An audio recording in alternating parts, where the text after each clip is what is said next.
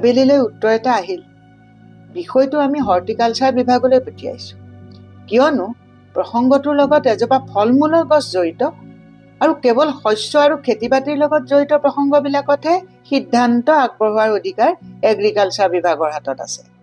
ফল দিয়া গছ হিচাপে জামু গছৰ প্ৰসংগ হৰ্টিকালচাৰ বিভাগৰ অন্তৰ্গত। ৰাতি মালিয়ে গছৰ তলত পৰি থকা মানুহটোক নি দাইল ভাত কেইটামান খোৱালে।